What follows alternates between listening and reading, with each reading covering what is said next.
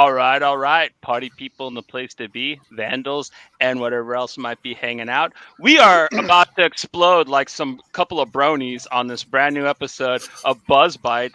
Yeah, yeah, yeah. We're going to be talking about our Desert Island album picks. We have some really, really fun bangers planned out for you. And Joey, man, how do you feel about Yeah, this, man? I think it's great. I love this concept in the episode. It was pretty much Matt who kind of inspired it. So I'm anxious to get this going, man. Yeah, I'm so inspirational. I just kind of threw this against the fucking wall, and we didn't have any other better ideas in the last minute. So that's my inspiration. Like an exploding brownie. Yeah, Fulci's like our shit throwing monkey, man. He just fucking whatever. He throws as much shit at the wall as possible, and whichever one sticks, well, that's what we go with. Usually only takes once, baby. And this is his day off, so we decided to have the content out there. We would do a fun, easy episode.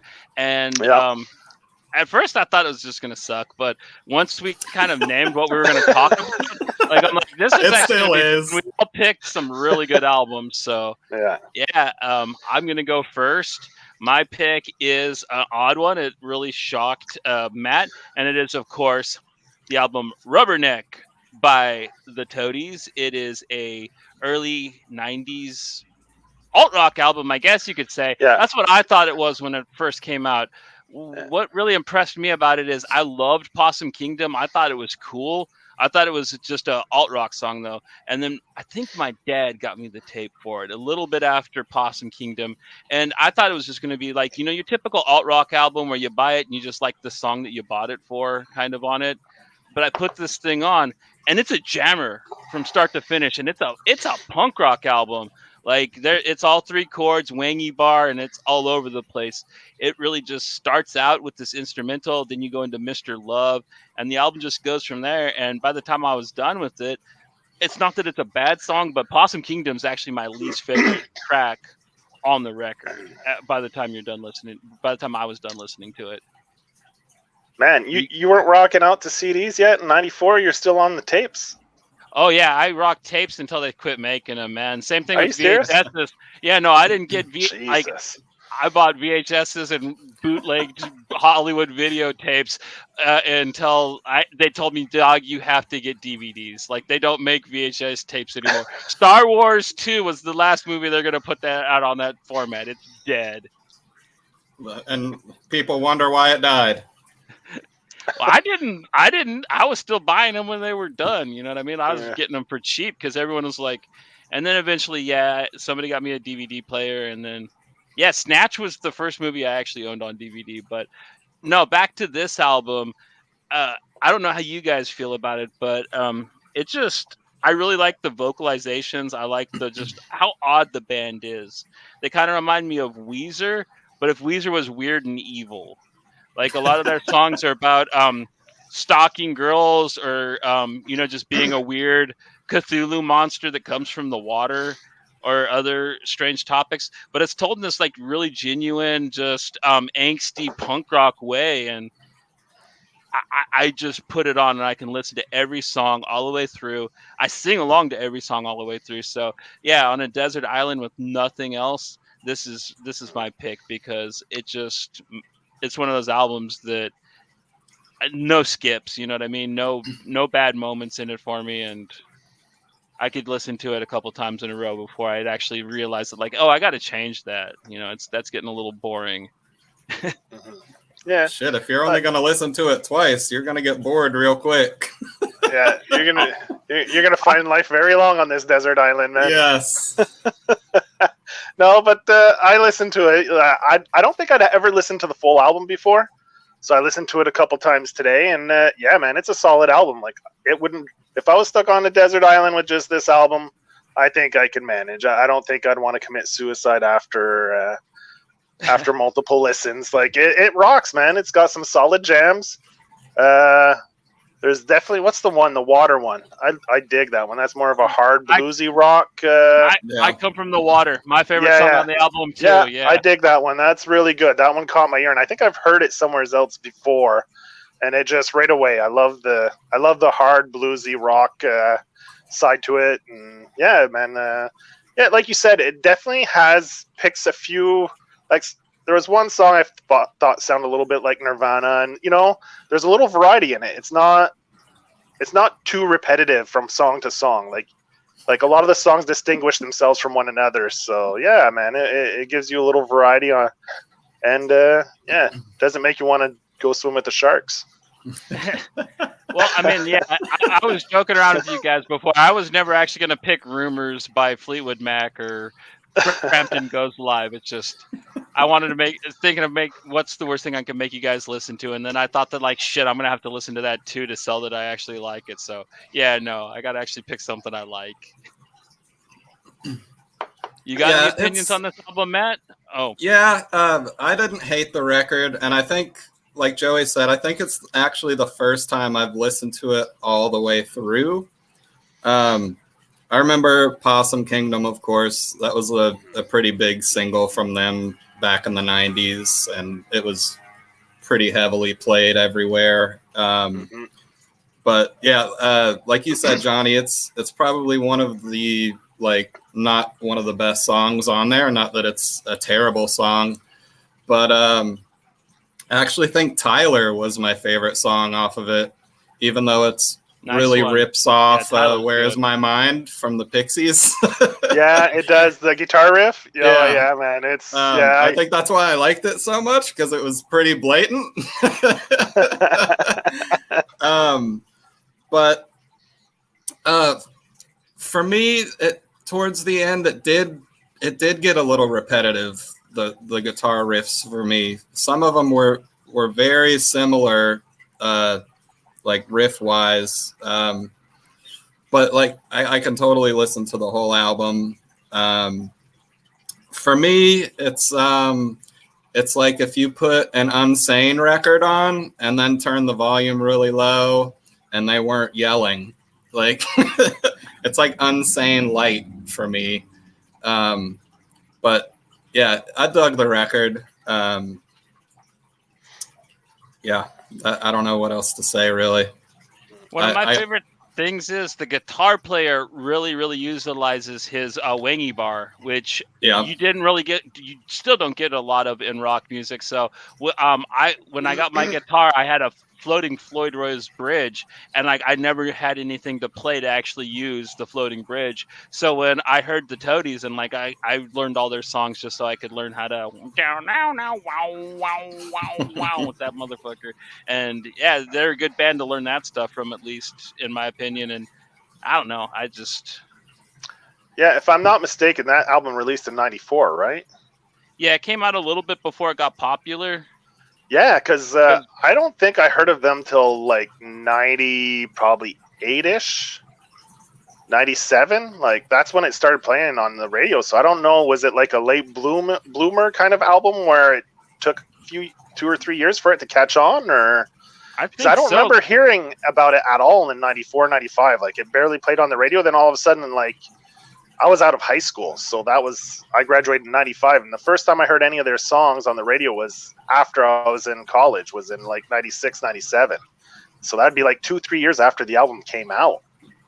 If you check their Vimeo page on YouTube, they have a ton of music videos that never got aired. So I think that they actually maybe did try with a bunch of singles, because they got one for Mr. Love, they got one for Tyler, they got one for Away, and they got one for Backslider, which are all great songs. And they all have wonderful videos too, but I don't remember ever seeing any of them. Just Possum Kingdom, and they're all actually credited, if you wait till the end, around 94, 95. So I think that they were a band that Interscope tried with, and I don't know why, but Possum Kingdom was the one that got the thumbs up. And it's like, Tyler didn't get like, dude, that song is just probably the best song about stalking people that you'll ever hear. And blatantly rip off the Pixies. Oh, everybody in the 90s ripped off the Pixies. They didn't do it as bad as Nirvana, so. A lot of them still do. Yeah, everybody rips off the Pixies. Man. Frank White came up with the good shit with that, man. Very influential, but Yeah, that's about mine, and I think I said about all my piece for it, except for, man, you got to admit that last song, "I Burn," that tears it up, right? It starts off acoustic, and then it just gets really, really heavy. Is Yeah, it that was the a one you good kind of? end. Is that the one you were saying that was a little Nirvana-ish, Joe? Because Well, I was kind of doing other stuff as I was listening to it, getting other things ready. So I don't know all the titles. I kind of had it playing as I was doing other things. So I don't know. I listened to it a couple times on and off. Like because we went out and did stuff this afternoon. So I stopped, and my Spotify keeps remembers where I was. So when I got back, I hit play. So I don't know where I was on the album. Then I re-listened to it right away after. So I don't know the playlist order that well because of the way I listened to it the two times. So I couldn't really say, but yeah, there was a couple, not a lot, but I think I noticed one that was kind of reminding me a little bit of Nirvana. But I mean, Nirvana came out in what, 91? 92, never mind. I think. 92, yeah. So I mean, obviously you might have a little influence there. It's just normal because it got a lot of airtime on the radio. So I mean, This is pretty awesome. Our buddy Mel says, "Good old Texas boys, we worship the Toadies." Yeah, it took me a long time. I thought that they were a SoCal band until I really stopped and listened to Danger's voice, and I'm like, no, I've been wrong. Like that dude, and my dad answers my question. What I was about to say, they are Texas. I mean, when Danger's yelling, yeah, there are a few other bands from there that really hit as hard as these guys, in my opinion, like Lower Class Brats and. I'm not sure. I'm pretty sure Matt could remind me of a couple. You think every band is from SoCal? That's because most are they are indeed. So yeah, that's my piece. My band was, of course, the Toadies with Rubberneck. It is such a badass album. I highly recommend, if you've never listened to the whole thing, check it out. Because if you dig the song Possum Kingdom when you're listening to oldies in your car, you are literally listening to one of the worst songs on the album. So yeah, just keep that in mind because it only gets better from there. And next up we have Joey. Joe, what is your? Hang on, let me get the banner up. Okay, what is your band?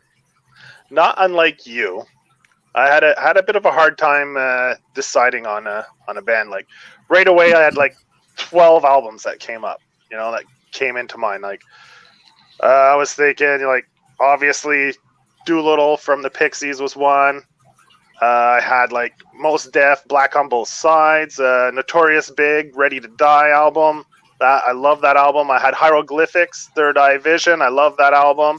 Then I was Tool, Enema was another album I love. Then I had NOFX, and so then I was thinking, if I'm stuck on an island and I only can listen to one album for the rest, till I die, I need something that I'm not going to get sick of after listening to it 5 times in a row. So I went with NOFX, White Trash, 2 Heebs, and a Bean, because I find this album gives you a little bit of everything. It has some funny songs, it has some more aggressive, angry songs. So it gives you a little bit of a variety throughout the album, and and I can listen to that album from start to finish on repeat, and I'll never get sick of it, really. So I figured that's a solid bet to bring with me on an island to die alone from dehydration. With Fat Mike crooning in your ear. Yeah, exactly. I figure there's worse ways to die. I don't know. It's 2 of my all-time favorites, though. I really love Sticking in My Eye and Bob. Yeah, Bob. Johnny Appleseed song is great too. I love that one. That's a funny one. Yeah, all their ska songs are great. Yeah, I love Marley voice. Yeah, those are always so good. Yeah, it's like a performance album, where they make up characters and sing in their voices. I mean, it's awesome. I love it. Yeah, this was always one of my least listened to NOFX albums, honestly. And this is probably the first time I've listened to the whole album since the first time I heard it, honestly. Okay. Usually, of course, Bob's always a staple of any NOFX listen.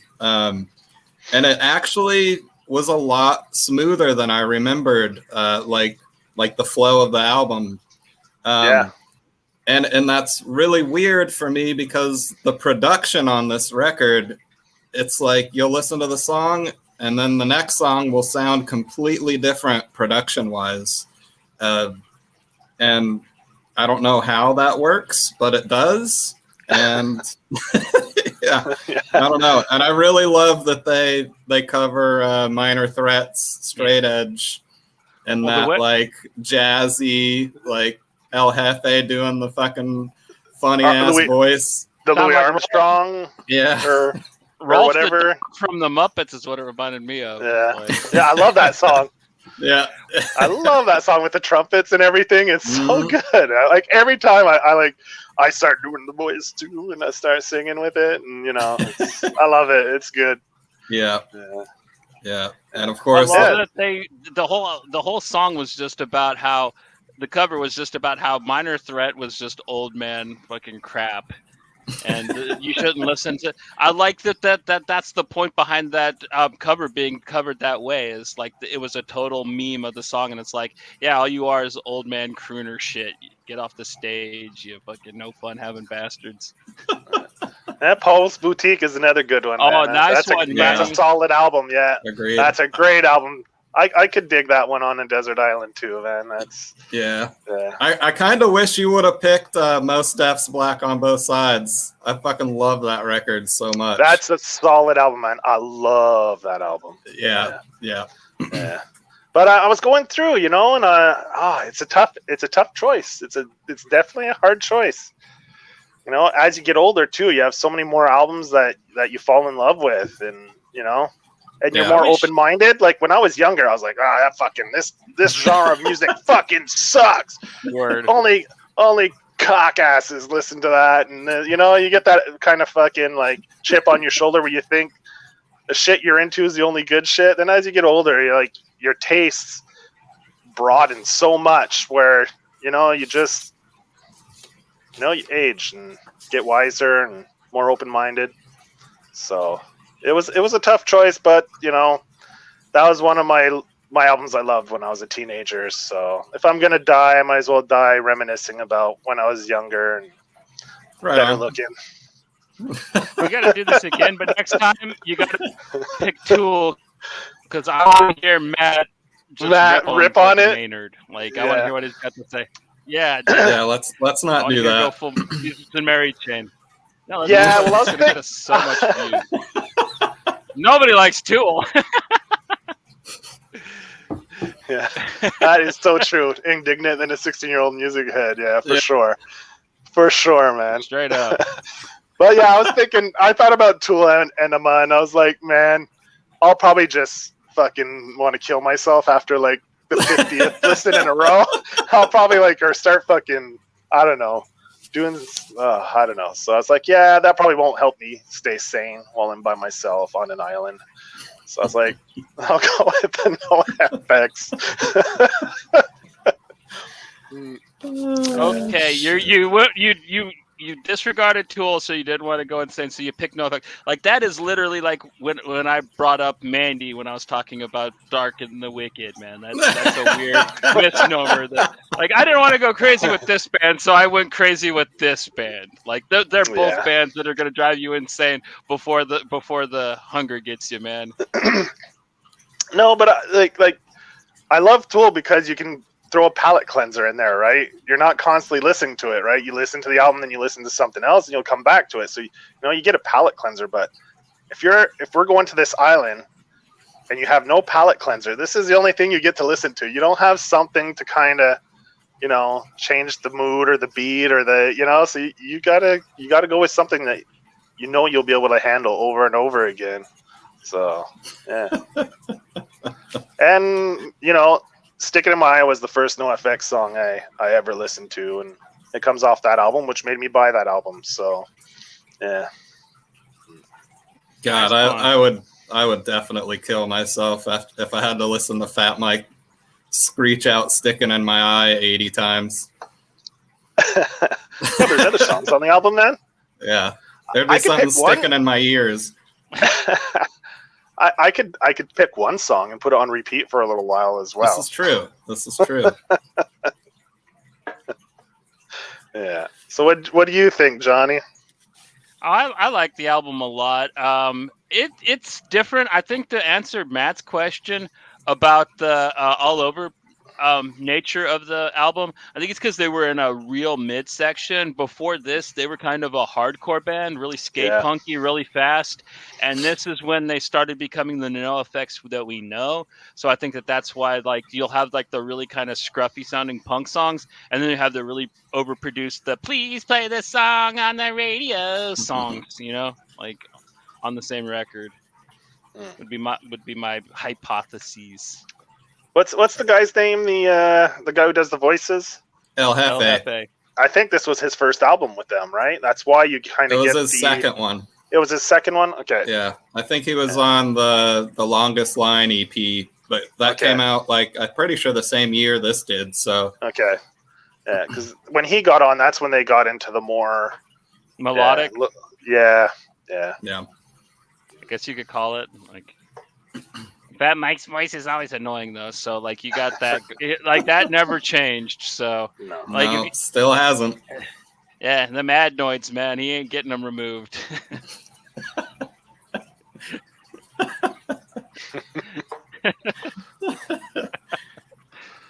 It's a solid pick, man. Like I could probably listen to it about 1.5 times before like.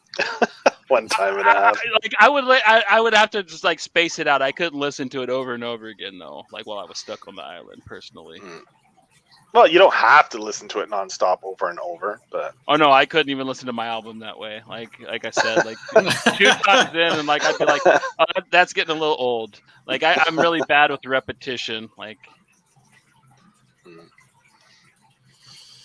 Joey's pick. White Trash, 2 Heebs and a Bean by NOFX. And last but surely not least, Matois. What have you have for us? My pick for the desert island vacation is the Broadways album Broken Star from Asian Man Records. And I think this came out in 98. So I was 16. And this album is like, if you want to know any of my views on basically life, this album says everything you need to know. It taught me about like poor schooling situations with the caste system. I mean, at 16, I didn't know what the fuck a caste system was. They got songs about how shitty capitalism can be, you know, just like how cops in Chicago used to not report rapes and stuff to keep the percentages low. There's so many great like socio-political views on this record that I live my life by from 16 all the way till now. Musically, this album is just fucking solid from start to finish. They've got 3 different singers, so there's lots of variety. And just, man, my favorite Chicago band ever, my favorite band ever. Just, those 2 had an issue or took a little bit of time to pick their record. I knew exactly what record I was going to pick immediately because this has been my go-to record since I heard it. So it always will be. It's a solid pick. It's probably my favorite album out of the 3 that we have today. But you wouldn't take it to the island? Well, I never heard of it until you showed it to me a while back, and then I re-listened to it now, and it's really strong. I mean, I wouldn't take it to the island, but like for something that like I put on and just impressed the hell out of me because it's from a music genre I love from a time period that's very important to me, and it's an album that never got brought up where I came from, which is a damn shame because this thing really should be on everybody's best of the 90s pop punk or skate punk records. I don't even know if it's proper to call it that. It's just that's how the instrumentation sounds. But like the vocalizations and the message of the book or the album is really, really street punk. It's very smart. It's very aggressive. It's very in your face. There's one singer who is really, really aggressive. And one of my favorite things about the band is they really understand the nature of balance. And when that guy is yelling and he's in your face with his stuff, they got these kind of really nice laid back guitars with the reverb on.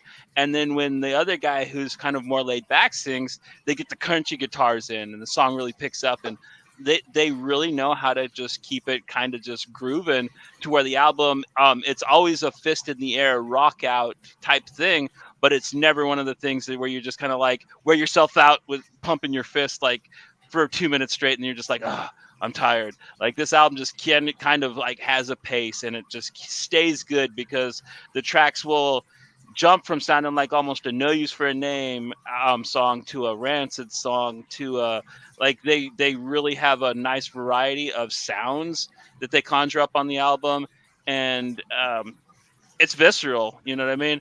I understand with the names of the songs. Like there's a song called "Everything I Need to Know About Genocide" I learned in the 3rd grade. So like I know that this wasn't going to be a commercial viable album, but as an underground gem, like this should be known coast to coast. It should be revered coast to coast. Like the album Joey picked, it really deserves to be as popular as NOFX's White Trash album, in my opinion. Man, this thing is fucking glorious. Yeah, I think if they would have stuck around a little bit longer, they would have got bigger because they were only a band from 96 to 98. Well, that, and like I told you, they needed better art direction because the people who picked their album covers suck. That thing looks like a Counting Crows Collective Soul album, man. Like when I looked at that, I did not expect to hear just straight up radicalized, in your face, good as hell punk rock. You know what I mean? It looks like it's either some kind of weird metal thing or some alt rock Smashing Pumpkins type band album. So I'd never bring an album like that to a desert island. Well, unless you wanted to drown yourself in 5 minutes, you would. Like this is true. Billy Corgan could talk you into that faster than you could say God with your mouth open, boy. Yeah, I would have just, I'd have just let Joey pick Tool if I wanted to do that. Well, I'd never listened to it till you picked it for the show, so I gave it a couple listens, and right off on my first listen, right away the first song, the intro song, loved it. I love 15 minutes. Yeah, that song is so good. I love that the singer kind of has that little bit of that ska, British ska kind of vibe to his voice, and right away I dug it. I was like, man, that first song hooked me right away. Then as I was listening, I was like, dude, man, he changes his voice up a lot. And then again, I was like, what the fuck? So I went on Spotify and I clicked this, they have the biography for the band and stuff. So then I started reading. I was like, oh shit, okay. These dudes have a hard time working with other people. So they came from a bunch of bands that broke up, and like there was 3 singers. I noticed that there's 3 singers that came from like 2 or 3 different bands. And I was like, okay, that makes sense. Okay, you have 3 different guys singing tunes. The only thing I was disappointed with was the first dude that sings that first song. I find he doesn't sing on too many other songs. He only has he only sings on maybe three tunes on the whole thing. Probably on 3 or 4 songs. Yeah, but there's a lot of songs on this album. I think there's like 16, 17 songs on this album. It's almost 50 minutes long too. It's a good length for a punk rock album. Yeah, for a punk album. Yeah, I there's noticed 15 that too. songs. Yeah, it's a solid album and like I like the variety. I like the fact that you had 3 singers, so that gave you a little different vibe from song to song and a little variety. And like you said, I dig it. Like back in the 90s, man, it makes me think of 90s punk. I don't know why I never heard of this. It's weird that, like, out of all the people I hung out with and all the circles I hung out with, no one ever brought this band up. Like, I don't know, what label were they on? Asian Man Records. Okay, maybe that's why. Maybe the label wasn't as well known, so marketing. Not back in the 90s. Or advertising was maybe not as strong with that. They're Midwestern and Midwestern bands never get promoted, man. Like unless they're part of like a weird genre like the Midwestern screamo thing that happened in 2007. Like that's kind of the only time where like Chicago bands and bands from Kentucky actually got like the credit they deserve. Yeah. Because there's always good ones, but you'll never hear of them. And even the popular ones, me and Matt were talking about, like you'll hear about Articles of Faith. Like they're even lesser known than all the other 80s hardcore bands. And it's like they're one of the better ones anyways. But yeah, it's kind of just how Chicago is. Most people just see punk rock as it's from New York, California, or Canada. Every now and then you'll get a band from Texas and they'll stay around until everybody realizes they're crazy and asks them to go back. But yeah, I don't know. It was a really solid album. I was surprised, like not because like I'd never heard of them, and I was surprised that I'd never heard of them after listening to the album all these years, even until now. Because sometimes there's some older bands that I might have missed, and you catch them later on, like 10 years later. Someone's like, "Oh yeah, you like them? What about them?" And you kind of catch on or hear about them later on. But man, this is like, we're almost 30 years later, and I've never even heard of them until you brought it up. You're fucking welcome. And it's a damn shame because it really should be on the top 10 list of everybody's favorite 90s punk albums, because this thing just is good from end to end, in my opinion. And the Old Man River says, A Space in Time by 10 Years After is his Desert Island. If you don't know them, they are a really, really cool acid rock band led by a guy named Alvin Lee. Really good guitar player. They did Like to Change the World. They did Little Schoolgirl. Really good band. Really kind of, if you like acid rock, which I do. So acid rock is kind of like what, Fish and Grateful Dead, that? Or no, these guys are more stripped down blues. They're more like Cream or early, like that type of acid rock, like really kind of psychedelic wow guitar works and shit. Like, all right. No, Grateful Dead's like some kind of shitty country jug band stuff. Like I don't even consider them a rock band. They have skeletons on their t-shirts. That's the closest thing they have to rock and roll in their entire repertoire, in my opinion. Fucking hippies. Our buddy Mike. Our buddy Mikey's gonna get so mad at me if he hears me say that, but sorry, Michael, it's the truth. That's why we didn't invite you to the desert island, because we knew you'd bring the Grateful Dead. He totally would. Oh, shit. Shout out to Blair there. Yeah, no, thank you. It's a good thing we didn't bring Goose too, because like he would totally eat us before the first day was over. All three of us would be eaten. Actually, Goose's pick would have been the Violent Femmes, their self-titled album, and I thought that was a pretty solid pick too. Yeah, like it didn't cross my mind. I was like, oh yeah, that would be solid, man. I could dig that for a while. Yeah. Yeah, it's like Gordon and the Boys. Yeah, I always hated that this band only stuck around for a couple years, but two of the singers, Brendan and Chris, went on to form the Lawrence Arms, and they're still around, and they're one of the most solid bands ever. They're definitely like their first couple albums, especially, is basically this album, just a little bit different. But if you like this band, I'd highly recommend the Lawrence Arms. And then Rob, their drummer, and Dan, who is the singer that you really liked, Joey, they formed a band called The Honor System. That if you liked that first song, you will love that entire album, because he's the only singer on it. So I'd highly recommend you checking that out. The band's called Honor System? Mm-hmm. And what's the album called? Shit. Yeah. Okay, never mind. I can find it. You'll find it. Okay, cool. Yeah, because I dug that first song big time. Yeah, you'll really like the Honor System then. Especially their first record. I think they put out 2. Okay. Maybe 2 and an EP or something, but it's a solid record, man. And it's basically 15 minutes. That song that you really liked. Yeah. But yeah, a whole album's worth of similar stuff to that. Yeah, because in the bio, it said that one of the bands that broke up and formed, it must be him, was the ska. They were a ska band. Yeah, Slapstick. Slapstick, okay. That singer played the trumpet, I think, in that band. So okay. Yeah. So that's why it definitely had that vibe, and I was like, oh, I was digging it. So yeah, so I'll definitely go check out Honor System then for sure. Yeah, Slapstick was Brendan, who's the like raspy vocal guy. Yeah. Okay. And Dan, who's the singer you like, but he played the trumpet. And then another guy named Dan who sings with the Alkaline Trio now. He was also in that band. So oh shit. Okay. If you like ska punk, they're pretty fucking solid too. Solid, yeah. Slaps, yeah. Cool. Nice. Yeah. All Chicago bands that didn't get enough love.